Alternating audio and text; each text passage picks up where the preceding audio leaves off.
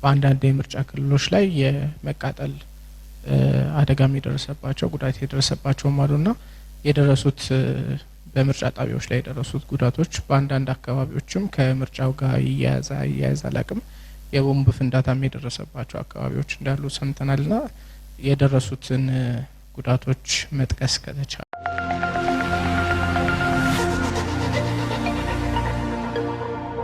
ወይም እንደምን አደራችሁ።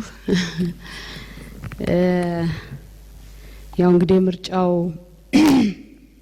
ሂደት ወደ መጠቃለሉ ወደ መደምደሙ እየደረሰ ነው። ያው ጠዋት በነበረው ሪፖርት መሰረት የተከፈቱ ዘግይተው የተከፈቱ በጸጥታ ምክንያት ያልተከፈቱ እንደገና ደግሞ በጸጥታ ምክንያት ተጀምረው የተቋረጡ የአንዳንድ ምርጫ ክልሎች ስር የሚገኙ የምርጫ ጣቢያዎች እንደነበሩ ገልጬ ነበረ። በዚህ መሰረት መኮሳቺ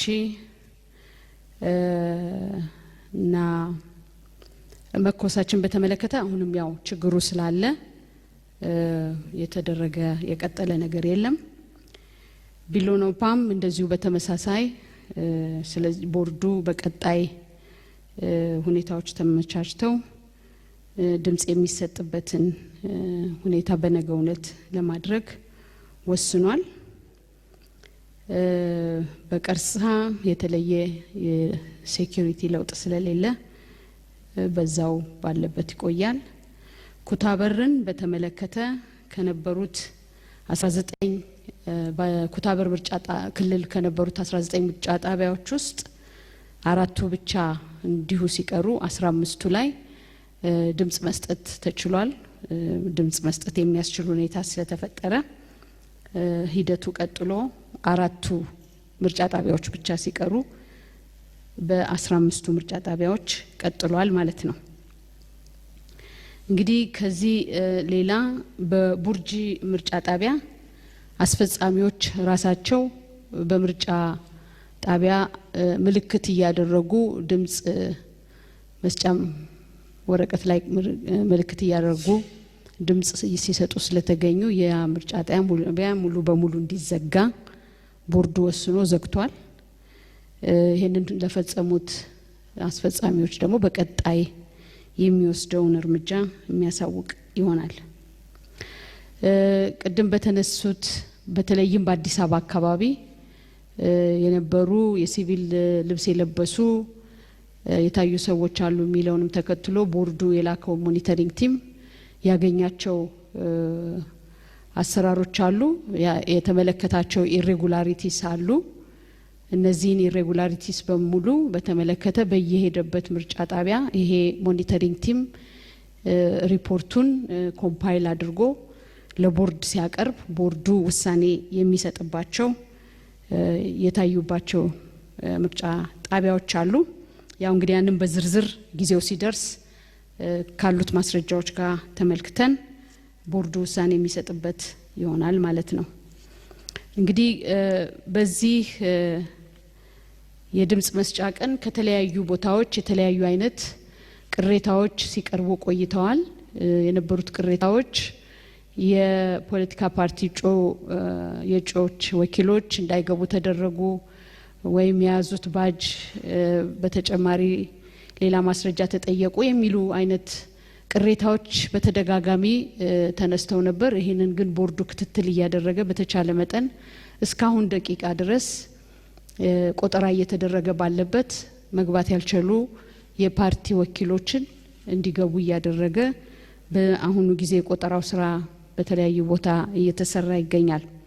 እንግዲህ ድምጽ መስጠት አፈጻጸሙን በተመለከተ በርከት ባሉት ምርጫ ክልሎችና ምርጫ ጣቢያዎች የድምጽ መስጠት ሂደቱ በጊዜ የተጠናቀቀው አንዳንድ ጊዜ አንዳንድ ቦታ ላይ በ12 ሰዓት ላይ የተጠናቀቀ አለ፣ አንዳንድ ቦታ ላይ እስከ 2 ሰዓት ድረስ የቆያለ።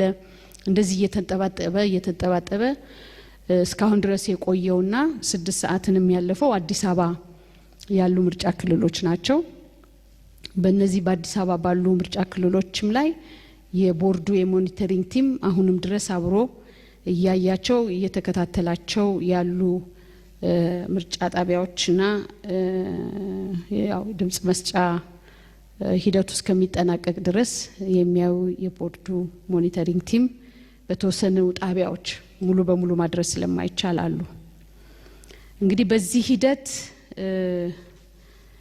የተመዘገቡት እስከ 2 ሰዓት ድረስ በመጣው መረጃ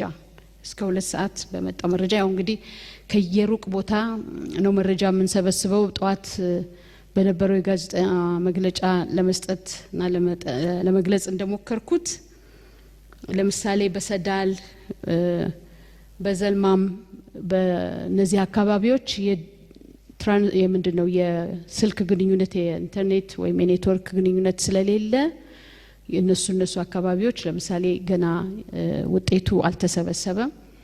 አንዳንድ ቦታዎች ላይ ውጤት ያልተሰበሰቡበት እንዳሉ ሆነው እስከ 2 ሰዓት ድረስ እስከ ምሽቱ 2 ሰዓት ድረስ በነበረን ዳታ ወደ 40 ሚሊዮን መራጮች ድምጽ ሰጥተዋል።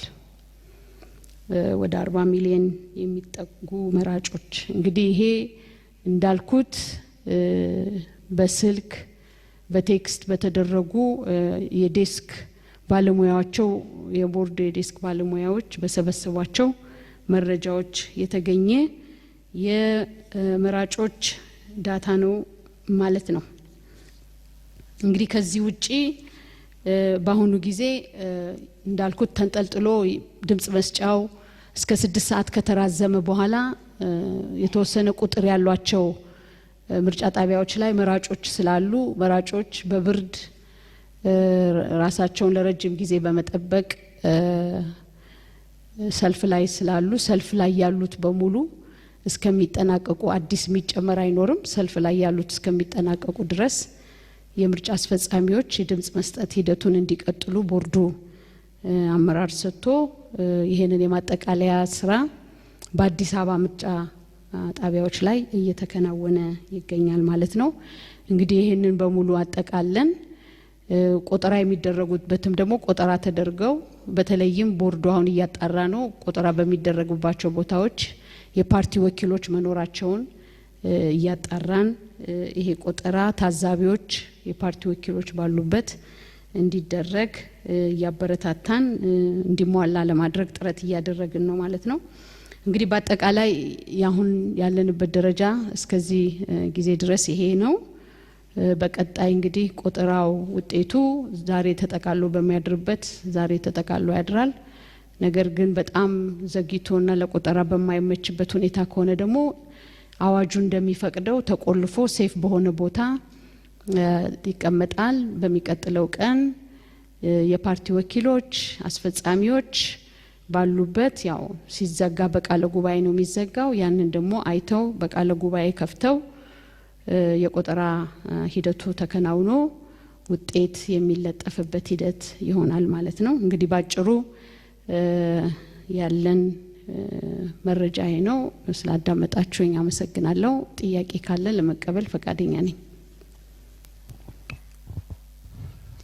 ጥያቄ ስጠይቁ የመጣችሁበት ሚዲያና ስማችሁን ታስተዋውቃላችሁ። አት ታይም 2 ጥያቄ ብቻ ነው አንድ ጋዜጠኛ መጠየቅ የሚችለው።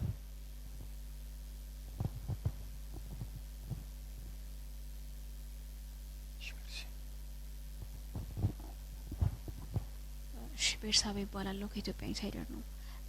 ቅድም ከጠቀሱት 143 በጸጥታ ምክንያት ካልተከፈቱ የምርጫ ጣቢያዎች አሁን ተጨማሪ ያልተከፈቱ ወይም ደግሞ አሁን ድጋሜ የጠሯቸው የአዳዲስ የምርጫ ጣቢያዎች ዝርዝር የጠቀሱባቸው የምርጫ ጣቢያዎች ቁጥሮች ስላሉ የቀነሰ ወይም የጨመረ ነገር ካለ እሱ ላይ አፕዴት ሊሰጠን ነበር።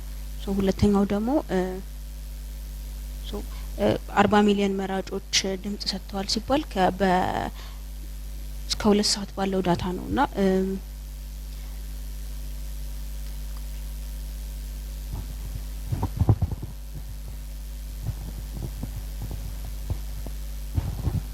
እሺ ከተፈጠሩ ኢሬጉላሪቲዎች አንፃር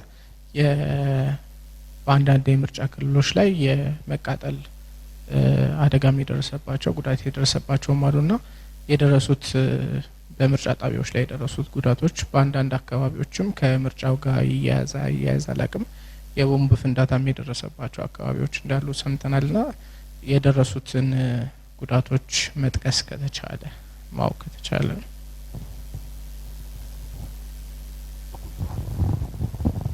ፈርስት ራውንድ ጨርሰናል። እሺ በጸጥታ ምክንያት እንግዲህ ያልከፈትናቸው ምርጫ ጣቢያዎች 143 ከነሱ የተለወጠ ነገር የለም የጨመረም ማለት 43ቱ ከመጀመሪያውም ጀምሮ ያልተከፈቱ ማለት ናቸው። ቀደም ለይቼ ያቀረብኳቸው ነመኮሳቺ ቀርሳ ብዬ ያነሳዋቸው ተጀምረው የተቋረጡ ናቸው። ስለዚህ ጀምረው የተቋረጡት መካከል የድምጽ መስጠቱ ሂደት የቀጠለው በኩታበር ነው። ከ19 ምርጫ ጣቢያዎች ውስጥ 4ቱ አሁንም ችግር ስላለባቸው እንዳሉ ቀርተው በ15ቱ ላይ የድምጽ መስጠት ሂደት ተካሂዷል። ቢሎኖፓ እሱም ችግሩ እንዳለ ስለሆነ በዛሬው ቀን መፈጸም ስላልተቻለ በሚቀጥለው ቀን ለነገ የድምጽ መስጠቱ ሂደት እንዲከናወን ነው ቦርዱ የወሰነው። መኮሳችን በተመለከተ አሁንም በተመሳሳይ ሁኔታ ችግሩ እንደቀጠለ ስላለ የድምጽ መስጠት ሂደቱ አልተከናወነም። እንግዲህ ከዚህ ውጪ እነዚህ ችግር አለባቸው ብለው የተለዩት ለምሳሌ ኩታበር ላይ ከ19ኙ 4ቱ ሲቀሩ መኮሳች ላይ ሙሉ በሙሉ የድምጽ መስጠቱ ሲቆም የተፈጠረው እና የደረሰውን ጉዳት በዝርዝር ገና የሚጣራ ነው የሚሆነው። ስለዚህ አሁን ተቃጥሏል እንደዚህ ወድሟል የሚለውን ዝርዝር የማጣራት ስራ መሰራት በቦታው ራሱ አስፈላጊ